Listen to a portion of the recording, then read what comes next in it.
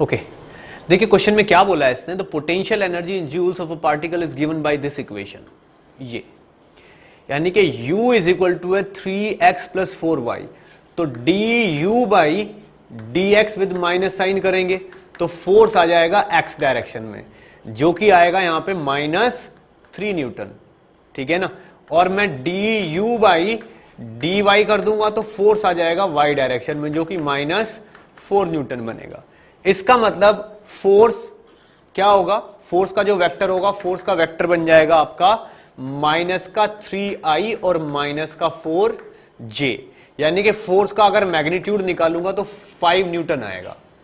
ठीक है, अब एक्सेलरेशन कितना आएगा पार्टिकल का, 5/m यानी कि 5 मीटर पर सेकेंड स्क्वायर, क्योंकि मास कितना है 1, इसलिए इसमें ए ऑप्शन तो यहीं पे करेक्ट हो जाता है, ए ऑप्शन तो यहीं पे करेक्ट हो जाता है। अब ये बोल रहा है बी में its speed when it crosses the Y axis is 10 metre पर सेकेंड।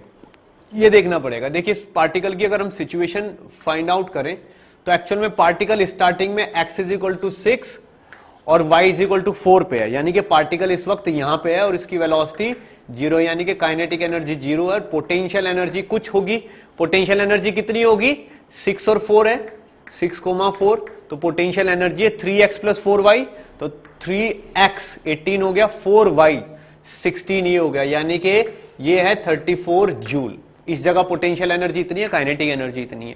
अब पार्टिकल किस डायरेक्शन में चलेगा, -3i और -4j, यानी कि -3i -4j इस डायरेक्शन में चलेगा पार्टिकल यूं, क्योंकि पार्टिकल रेस्ट में और फोर्स लग रहा है इस डायरेक्शन में।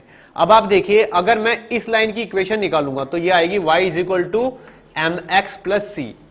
ठीक है ना, अब जब फोर्स का वेक्टर कितना है, फोर्स का वेक्टर क्या है, -3i और -4j, यानी कि मैग्नीट्यूड जो स्लोप है, स्लोप का मैग्नीट्यूड तो -4/-3 होगा, 4/3 तो इस फोर्स वाली लाइन का स्लोप हो गया, into x plus c is equal to Y.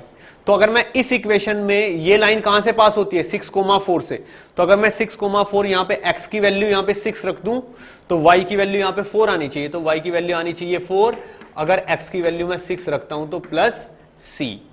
ठीक है ना, तो आप ये देखें यहां पे 3 से कट के 2 आ गया, c की वैल्यू आ गई यहां पे -4, c की वैल्यू -4 आ गई, तो ये इक्वेशन क्या बन गई यहां पे, ये इक्वेशन बन गई y is equal to 4/3x -4, ये आपके पास लाइन की इक्वेशन आ गई। अब इस इक्वेशन में अगर मैं x इज इक्वल टू 0 डालूंगा तो y इज इक्वल टू -4 आएगा, और y इज इक्वल टू 0 डालूंगा तो x इज इक्वल टू आ जाएगा 3। ठीक है ना, अब आप ये देखो जहां पे x की वैल्यू 0 है वहां पे y की वैल्यू -4 है, यानी कि ये वाला पॉइंट है -4। तो अब ये बी ऑप्शन में पूछ रहा है its speed when it crosses the Y axis, जब ये वाई एक्सिस को क्रॉस करेगा तो x की वैल्यू होगी 0, तो y की वैल्यू -4 होगी, तो पोटेंशियल एनर्जी कितनी हो जाएगी वहां पे 0 -16, यानी कि माइनस की 16 जूल। आप देखो पोटेंशियल एनर्जी प्लस की 34 थी, अब माइनस की 16 जूल है, यानी कि 50 जूल का चेंज आया। इसका मतलब kinetic energy is equal to 50 joule, और काइनेटिक एनर्जी होती है half m into V square, तो v की वैल्यू यहां पे आ गई 10 मीटर पर सेकेंड। अगर v की वैल्यू 10 मीटर पर सेकेंड है तो b ऑप्शन भी यहां पे करेक्ट आ जाता है। a ऑप्शन करेक्ट आ गया, b करेक्ट आ गया, c में देखिए it crosses the y axis at, तो c भी यहां पे करेक्ट है।